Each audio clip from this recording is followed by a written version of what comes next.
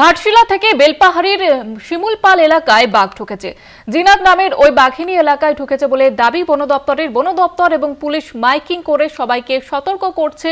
জিনাতকে ধরার জন্য খাঁচা আনছে বন দপ্তর। আবারও বাঘের আতঙ্ক। সেখানে যে ছবি আপনারা দেখতে পাচ্ছেন, বন দপ্তরের তরফ থেকে খাঁচা আনা হচ্ছে।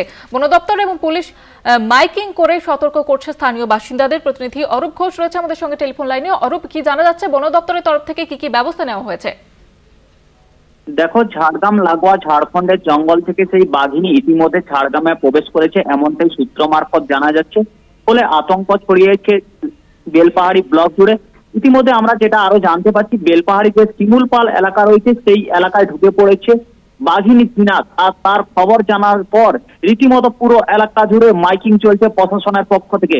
ইতিমধ্যে প্রশাসনের পক্ষ থেকে এবং বন দপ্তরের পক্ষ থেকে মাইকিং করে সাধারণ মানুষকে যেমন সচেতনের বার্তা দেওয়া হচ্ছে, তেমনি জঙ্গলে যাওয়ার জন্য নিষেধাজ্ঞা জারি করা হয়েছে বন দপ্তরের পক্ষ থেকে। এছাড়াও আমরা যেটা জানতে পারছি যে ঘাটশিলার যে চিয়ারবান্ধি এলাকা রয়েছে সেইখানেই জিনাতকে ধরার জন্য 3টি মোষ দিয়ে খাঁচা আনা হচ্ছে। সেখান থেকে রীতিমতো এই ঘটনা যেমন এলাকায় ব্যাপক চাঞ্চল্য ছড়িয়েছে, তেমনি সাধারণ মানুষের মধ্যেও প্রশ্ন উঠছে। কারণ এই জিনাত বাঘটিকে বেশ কয়েকদিন ধরে ধরতে পারছে না বন দপ্তর। বিভিন্ন সময় চেষ্টা করেও ব্যর্থ হয়েছে। আর সেই জিনাত এখন প্রবেশ করেছে ঝাড়গ্রামে।